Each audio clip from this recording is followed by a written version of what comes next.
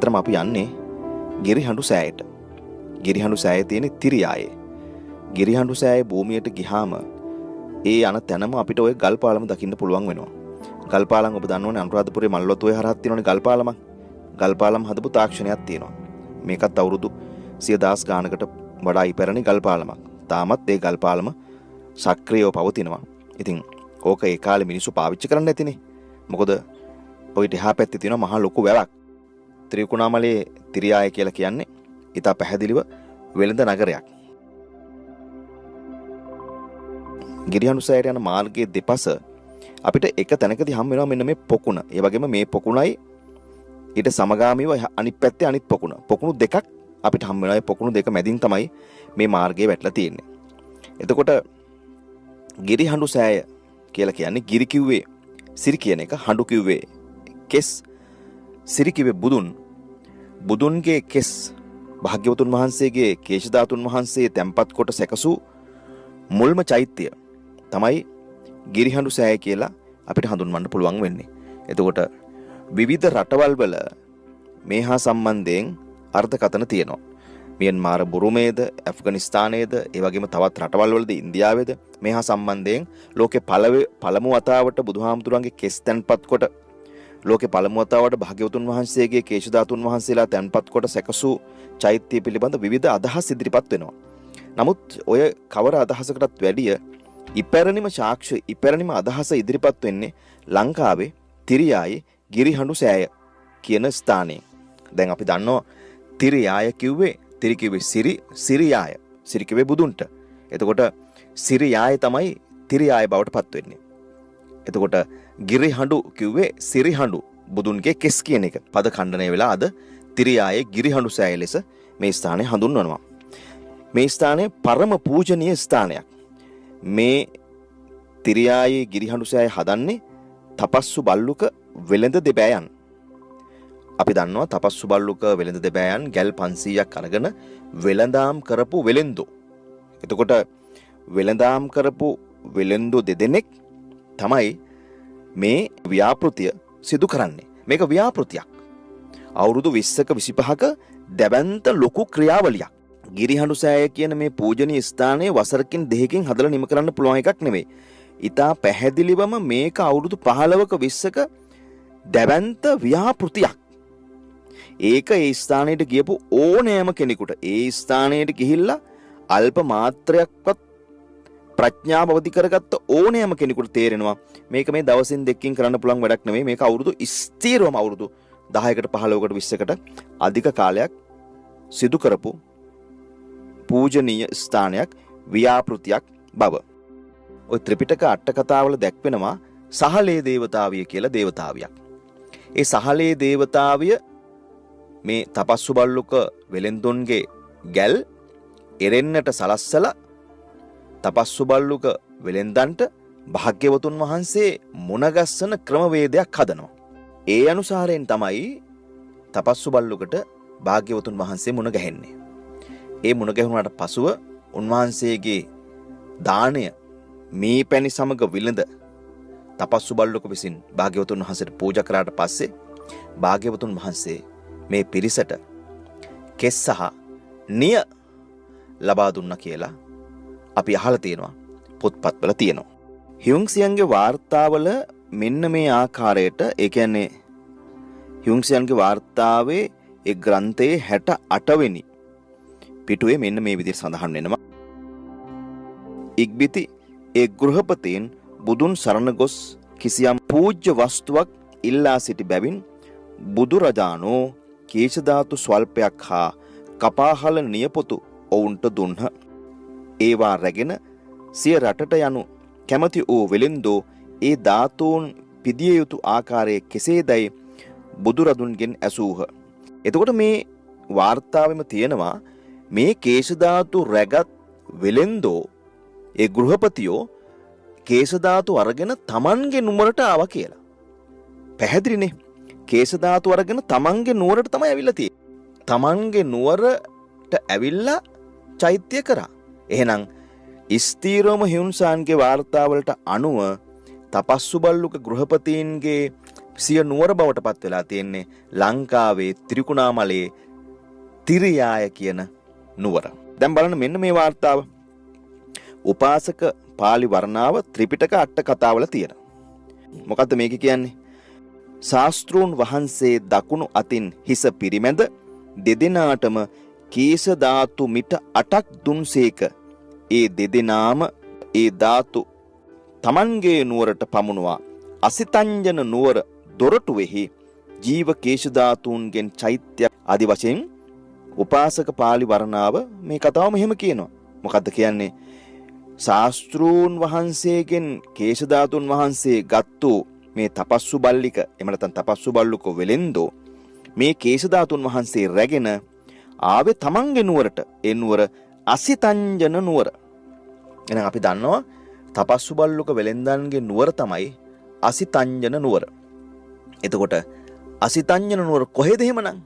අසිතංජන නුවර එහෙමනම් මේ ලංකාවේ ත්‍රිකුණාමලයේ තිරියාය කියන ප්‍රදේශය. එහෙනම් ස්ථීරවම උපාසක පාලි වර්ණාවලත් ඒ කියන්නේ ත්‍රිපිටක අට කතාවල තියෙන ඒ වගේම යුන්සාන් වාර්තාවල තව වාර්තා ගණනාවක් මේ ආකාරයට සඳහන් කරනවා. තපස්සු බල්ලික, තපස්සු බල්ලුක, මේ තපස්සු බල්ලික කියලාත් කියනවා, තපස්සු බල්ලුක කියලාත් කියනවා. මේ දෙදෙනා කේශ ධාතුන් වහන්සේලා රැගෙන ආවේ තමන්ගේ නුවරට, තමන්ගේ අසිතංජන නුවරට ඇවිල්ලා චෛත්‍යයක් හැදුවා කියලා.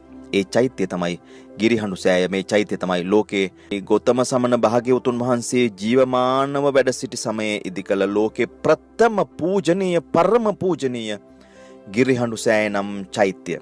ඒතකොට වඩා වැදගත් වෙන්නේ තපස්සු බල්ලිකගේ නුවර අසිතංජන නුවර. ඒ නුවර පිහිටන්නේ ශ්‍රී ලංකාවේ. මේකට අවශ්‍ය පොත්පත්වල සාක්ෂි ඕනෑ තරම් තිබෙනවා. දැන් අපිට අර්බුදයක් මතුවෙනවා. ඒ අර්බුදයට පිළිතුරු ඔබ විසින්ම ලබා ගන්න කියලා අපි යෝජනා කරනවා. එතකොට බල්ලිය ස්තවිර ගාථා වර්ණාව කියන වර්ණාවේ මෙහෙම සඳහනකුත් තියෙනවා. ලොකු කතාවක් මේක කියන්නේ. මං ඉතා කෙටියෙන් කියන්නම්. බුද්ධ ධම්ම යන සරණ දෙකෙහි පිහිටුවා ඔව්හු කේශ ධාතුන් ලබාගෙන සිය රටට ගියහ. ඒ දෙදෙනා ඒ කියන්නේ බුද්ධ ධම්ම යන සරණ දෙකෙහි පිහිටුවා භාග්‍යවතුන් වහන්සේගේ කේශ ධාතුන් වහන්සේ අරගෙන මේ තපස්සු බල්ලික තමන්ගේ රටට ගියාලු. ඒ දෙදෙනා ගෞතම බුදු සසුනේහි පළමු උපාසකයෝ වූහ. එතකොට ඒ දෙන්න ගෞතම බුදුහාමුදුරන්ගේ ශාසනයේ පළමු උපාසකයෝ වුණා. ඉක්බිති භාග්‍යවතුන් වහන්සේ බරණැසට වැඩමුවා. දම්සක් සූත්‍ර පවත්වා අනුපිළිවෙලින් රජගහ නුවරට පැමිණ වාසය කළ සේක. එම කාලේ තපස්සු බල්ලික දෙදෙනා රජගහ නුවරට පැමිණ භාග්‍යවතුන් වහන්සේ වෙත පැමිණ වැඳ එකත් පසෙක සිටියහ. භාග්‍යවතුන් වහන්සේ ඔවුන්ට ධර්මයේ දේශනා කළසේක. ඒ ඇසූ තපස්සු සෝවාන් ඵලයේ පිහිටුවා උපාසකෙක් විය. භල්ලිය වනාහි පැවිදි වී ෂට් අභිඥා ලබා ගත්තේය. දැන් මේ කියන්නේ මොකද්ද? භල්ලිය ස්තවිර ගාථා වර්ණාව. ඒක කියන්නේත් මේගොල්ලෝ කේශ ධාතුන් වහන්සේ අරගෙන තමන්ගේ රටට ගියා, තමන්ගේ නුවරට ගියා. ඒ නුවරට ගියාට පස්සේ කෙටි කාලෙකින් භාග්‍යවතුන් වහන්සේ මුණ ගැහිලා ඒගොල්ලෝ පළමු උපාසකයෝ බවට පත් වුණා. ඊට පස්සේ භාග්‍යවතුන් වහන්සේ රජගහ නුවරට වඩම්මවා ඒගොල්ලෝ භාග්‍යවතුන් වහන්සේගෙන් බණ ඇහුවා. දැන් අපි කතා බහ කරපු දේ, ඉගෙනගත්ත දේ පිළිබඳව පුංචි ප්‍රශ්නයක් මතුවෙනවා. ඒතකොට තපස්සු බල්ලුක වෙළඳ දෙපෑයන් මේ කියන ආකාරයට ස්ථිරම ඔවුන්ගේ ජන්ම භූමිය උනේ ශ්‍රී ලංකාව. ඔවුන්ගේ රට බවට පත් උනේ ත්‍රිකුණාමලයේ තිරියාය. ඔය රට කියන එකෙන් අදහස් වෙන්නේ වර්තමානයේ අපි මේ හඳුන්වන කන්ට්‍රි කියලා විශේෂ වූ වෙනම බිම් කඩක් නෙවෙයි. ලංකාවේ ඒ කාලේ රටවල් වලට බෙදලා තිබ්බේ. ඒ නිසානේ අවශේෂ වෙච්ච අද උඩ රට, රජ රට, පහත රට, රුහුණු රට කියකේ හඳුන්වන්නේ. රටේ රාළ, රටේ වෙදා මේ ආකාරයට හඳුන්වන්නේ රට කියන වචනේත් එක්ක. එතකොට ඒගොල්ලන්ගේ රට උනේ තිරියාය. ත්‍රිකුණාමලයේ තිරියාය. එතකොට භාග්‍යවතුන් වහන්සේගේ කේශ ධාතුන් වහන්සේ තැන්පත් කොට ලෝකේ පළවෙනියටම හදපු චෛත්‍ය ලංකාවේ ගිරිහඬු සෑය බවට පත් වෙනවා. මේකට හොඳම සාක්ෂියක් ඔය ගිරි මස්තකයේ තියෙන සෙල්ලිපියෙන් අපිට ලබා ගන්න පුළුවන් වෙනවා. තපස්සු බල්ලිකට කේශධාතුන් වහන්සේ දුන්න වගේම තමයි ඒ ගැල් 500 හිටපු කනක බමුණටත් කේශධාතුන් වහන්සේ ලබා දුන්නා. කනක බමුණ කේශධාතුන් වහන්සේ රැගෙන කුරුණෑගල මකුලානට ගිහිල්ලා චෛත්‍ය හැදුවා. මේ චෛත්‍ය දෙක මුලින්ම ලෝකේ බුදුන් වහන්සේගේ කේශධාතුන් වහන්සේ තැන්පත් කොට ඉදි වූ චෛත්‍ය දෙක හැටියට හඳුන්වන්න පුළුවන්. එයිනුත් පළවෙනි චෛත්‍ය ගිරිහඬු සෑය. මේ ස්ථානයේ වටදාගයක ස්වභාවය ගත්තු ස්ථානයක්. හැබැයි ඒ ගල් කණු සාමාන්‍යයෙන් අපි දකින වටදාග වලට වැඩිය, ඒ කියන්නේ පොළොන්නරුවේ හෝ පැතිරිගිරිය වටදාග වලට වැඩිය වෙනස් ගල් කණු තියෙන්නේ. තනි ගලෙන්ම තමයි මේ ගල් කණු හදලා තියෙන්නේ. ගල් කුට්ටි බද්ධ කරලා නෙවෙයි. ඒ වගේම සතර වාහල්කඩ තනි කළු ගල් වලින් හදපු පවුරු ගිරිහඬු සෑය කියලා කියන්නේ.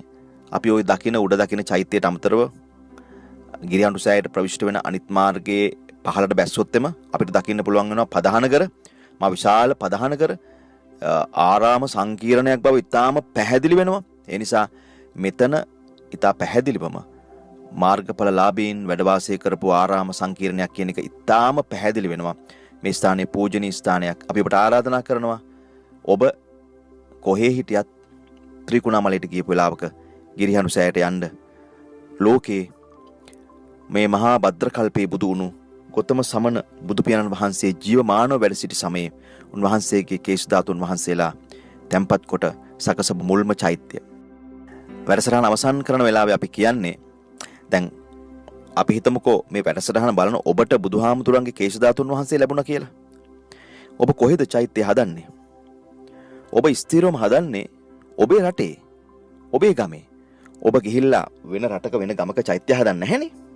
ඒ නිසා පැහැදිලි ලෙසම තපස්සු බල්ලික මෙරට ජීවත් වූ වෙලෙන්දන් බව. අනිත් විශේෂ කාරණය තමයි තපස්සු බල්ලුක ලංකාවේ ඉඳන් ඉන්දියාවේ වෙළඳාමේ ගියා කියන්නට කිසිදු සාක්ෂි සාධකයක් අද වෙනකන් හම්බෙලා නැහැ. ඉතිහාසයේ මේ ගැන කිසිදු සඳහනකුත් නැහැ. තපස්සු බල්ලිකද බුදුහාමුදුරන්ගේ කේශධාතුන් වහන්සේ ලැබුණට පසුව තමන්ගේ රටේ තමන්ගේ නුවර චෛත්‍යයක් ඉදිකොට වැඳ පුදා ගන්නට ඉඩ සලසා ගත්තා කියා